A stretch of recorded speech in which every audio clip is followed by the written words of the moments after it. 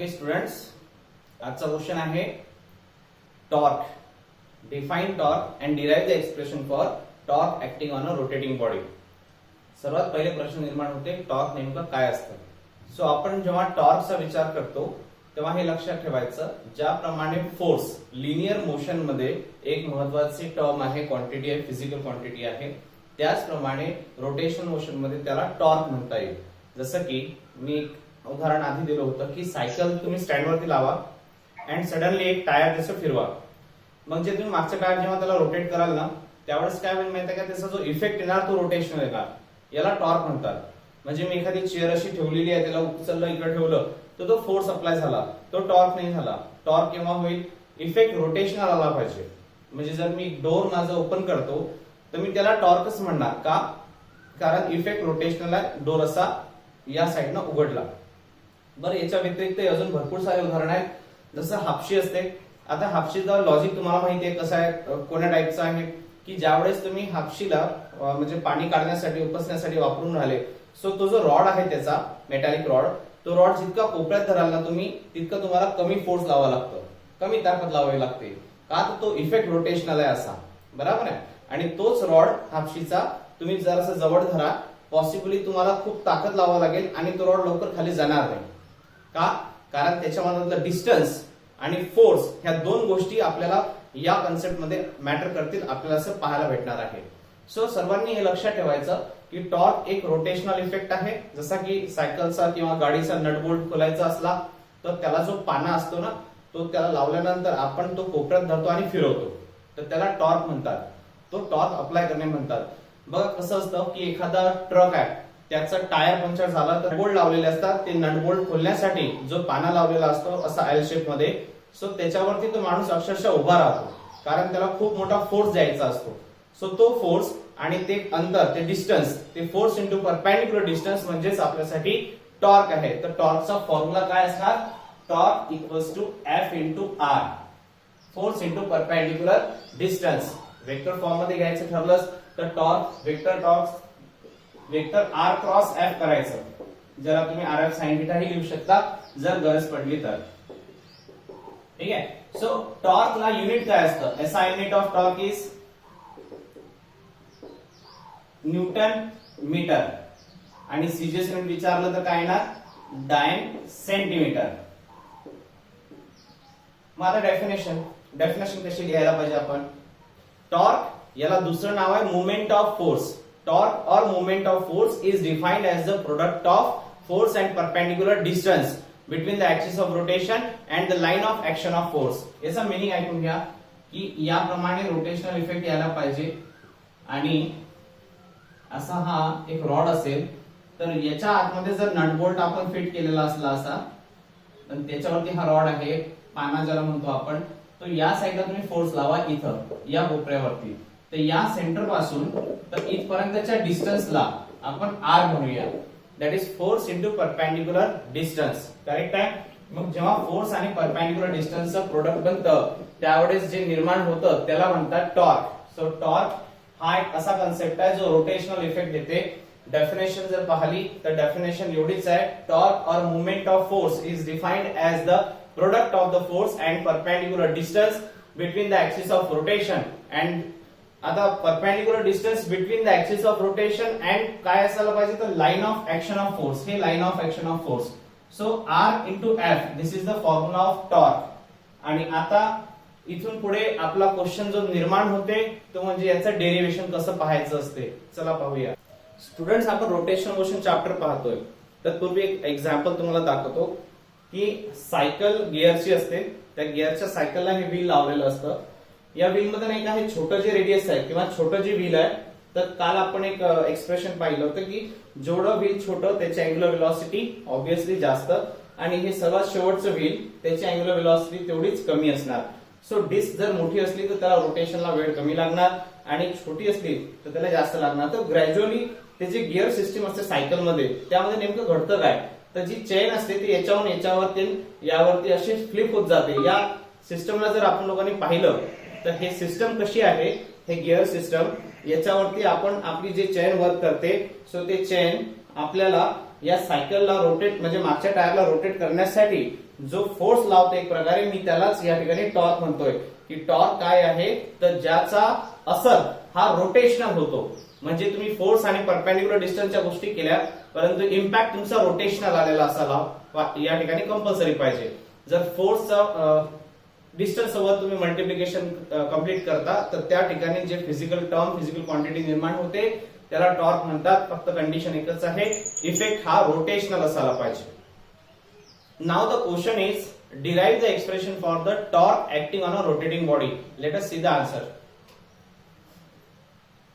First of all draw a diagram जिसका shape size कोई define करने की जरूरत नहीं है. किसी भी शेप साइज में आप लोग इस डायग्राम को ड्रॉ कर सकते हो.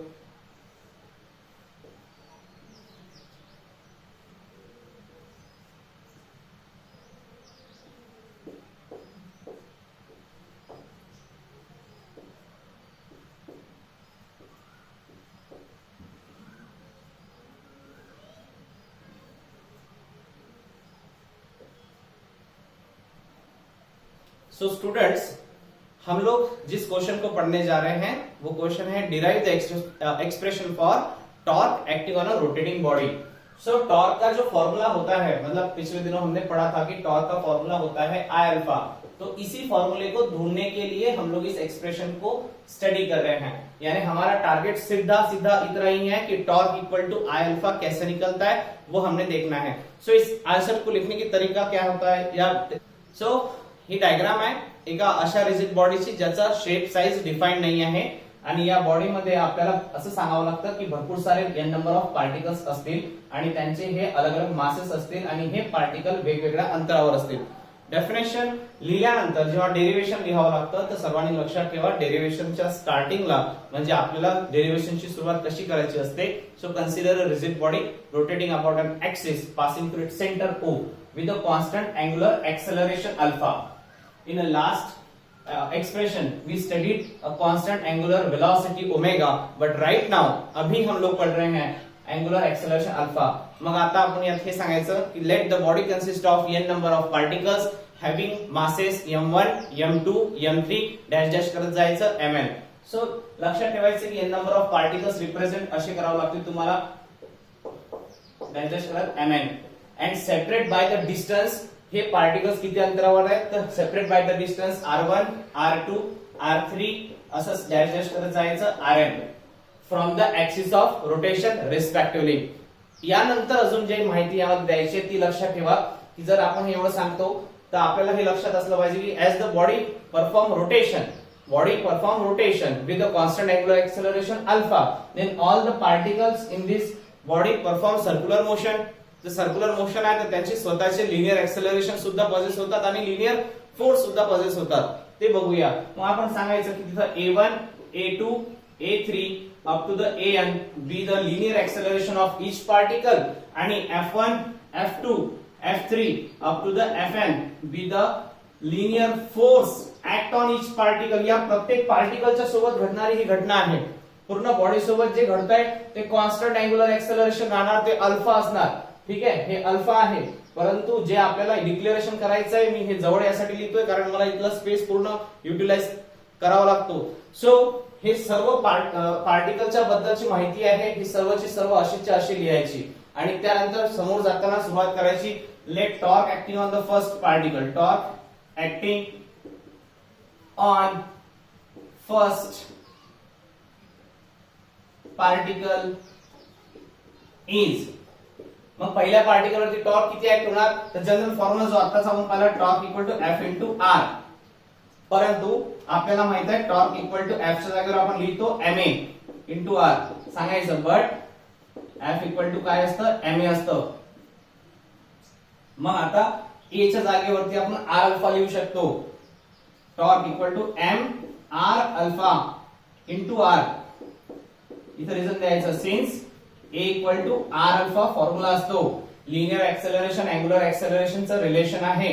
ठीक आहे त्यानंतर फायनली टॉर्कची व्हॅल्यू काय बनली therefore torque equal to m1 r1 square alpha. विद्यार्थी मित्रांनो अल्फाला अल्फा 1 नाही लिहायचं कारण अल्फा हा पूर्ण बॉडीचा असतो. या पूर्ण बॉडीचा अँगुलर एक्सेलरेशन हा आपण अल्फा सांगितलेला आहे आणि यासाठी लागणारा जो टॉर्क आहे पहिल्या पार्टिकलचा त्याला आपण टॉर्क 1 असं इमॅजिन करूया. ठीक आहे. सो स्टुडंट्स, हा आहे torque acting by the first particle. अगदी याच प्रमाणे आपल्याला torque acting on the second particle, third, fourth, nth असं काढायचं असतं. ठीक आहे. मग आपण काय करू, similarly torque acting on second particle find करू. Therefore torque 2 equal to m2 r2 square alpha. इथं सांगायचं similarly torque for third particle, torque 3 equal to m3 r3 square alpha असं डायजेस्ट करत जायचं. Similarly torque for nth particle, the torque n equal to mn rn square alpha. Therefore total torque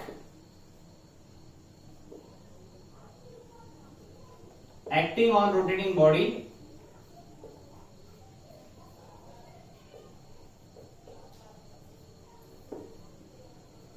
is given by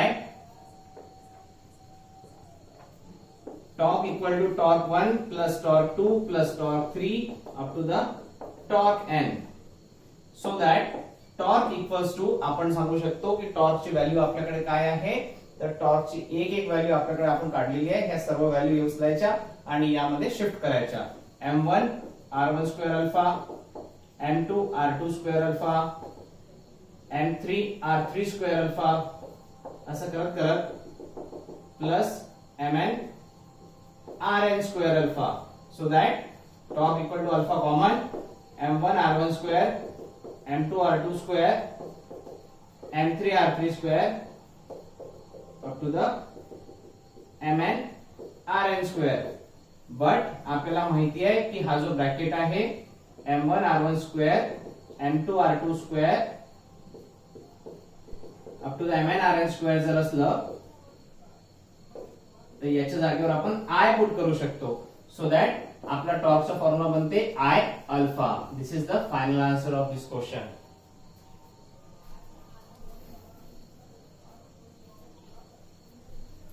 तर बघा, आपल्याला जर समजा torque विचारलं तर टॉर्क सॉल्व्ह करताना आपल्याला काय काय करायचं आहे, त्यामध्ये पहिले तर डेफिनेशन लिहायची, त्याचा फॉर्म्युला, त्याचा एसआय युनिट सगळं लिहायचं आणि त्यानंतर त्याचे डायग्राम काढून त्याचं डिक्लेरेशन दिल्यानंतर हे पूर्ण एक्सप्रेशन असं लिहून घ्यायचं. मी तुम्हाला नोट्स मध्ये हे सर्व एक्सप्रेशन रायटिंग करून दिलेलं आहे, त्यातून तुम्ही पाहून घ्या व्यवस्थित. ठीक आहे. आणि या पुढचा प्रश्न असते आपला अँग्युलर मोमेंटम. आता डेफिनेशन अँग्युलर मोमेंटमची, त्यानंतर त्याचं युनिट सुद्धा. तर बाळा, अँग्युलर मोमेंटमला सिम्बॉल आहे एल आणि याचा फॉर्म्युला असतो L equals to I omega आणि दुसरा फॉर्म्युला असतो L equal to P into R. ठीक आहे. मी आता हे दोन डेफिनेशन सांगतो आणि अँग्युलर मोमेंटम सांगतो. ह्याचं जे डेरिवेशन आहे ते मी काय करतो, पूर्ण पहिले लिहून घेतो. कारण त्याचं असं आहे की तुम्ही ज्यावेळेस हे पूर्ण पाहता, सो हे शूटिंग होते अँड आफ्टर दॅट काय होऊन जाते की त्याचा जो डाटा लेंथ आहे ते खूप लंबी होऊन जाते. त्याला रिड्यूस कसं करता येईल त्यावरती आपण एक ट्राय करून पाहूया. सो अँग्युलर मोमेंटमचं पूर्ण डेरिवेशन लिहून मी तुम्हाला डायरेक्टली एक्सप्लेन करून देतो. त्याआधी अँग्युलर मोमेंटम सांगतो काय असतं. जसं लिनियर मोमेंटम असतं नाही का, त्यामध्ये आपण पाहतो की P is equal to mv, mass into velocity. तर बाळा, एखादी सर समजा बुलेट आहे आणि गन मधून ती फायर केली आणि एखाद्याने ते हाताला अशी धरली आणि फेकून मारली, तर त्या भिंतीला लागल्यावर ते बुलेट खाली पडते कारण तिची वेलोसिटी कमी आहे, तर त्यामुळे तिचं मोमेंटम कमी आहे. पण जर तेच बुलेट आपण बंदूकमध्ये ठेवून फायर केली तर काय होतं माहितीये का, ते बुलेट त्या भिंतीच्या आतमध्ये पेनिट्रेट होऊन जाते कारण वेलोसिटी हाय झाल्यामुळे त्याचं मोमेंटम हाय आहे. ही तर गोष्ट झाली लिनियर मोमेंटमची. परंतु अँग्युलर मोमेंटम मध्ये काय राहतं, angular momentum is a product of moment of inertia I and angular velocity. त्याचबरोबर अँग्युलर मोमेंटमची दुसरी डेफिनेशन अशी असते की it is a product of linear momentum P and the distance that is R. So या दोन पैकी कोणतीही एक डेफिनेशन आपण लिहू शकतो आणि यानंतर याचं डेरिवेशन या डेफिनेशन वर चालते. तर बाळा, जसं P is equal to mv राहतं तसं L इक्वल टू आपण आय ओमेगा घेणार. लिनियर वेलोसिटीची जागा अँग्युलर वेलोसिटीने घेतली लिनियर मोमेंटमची जागा अँग्युलर मोमेंटमने घेतली आणि आपण सांगितलं होतं की जे मास असतं ट्रान्सलेशनल मोशन मध्ये त्याचा role moment of inertia play करतो रोटेशनल मोशन मध्ये. सो एमच्या जागेवर आपण आय घेतला. आलं लक्षात? सो आपल्याला जर याचं युनिट विचारलं तर युनिट काय लिहायचं ते ऐकून घ्या. जनरली लिनियर मोमेंटमचं युनिट काय आहे तर केजी मीटर पर सेकंड, कारण मास इंटू वेलोसिटी लिनियर मोमेंटम असते. आता पी ची व्हॅल्यू जर एवढी काढली आपण तर त्यानंतर आर आहे, आर म्हणजे मीटर, याला आपण काय करू एम न मल्टिप्लाय करू. So KG metre square per second is a SI unit of angular momentum. Dimension विचारलं तर इथूनच अर्थात M equal to 1, L equal to 2 आणि टी इक्वल टू -1 इतकंच याचं डायमेन्शन येणार. आता याचं डेरिव्हेशन पाहू आपण.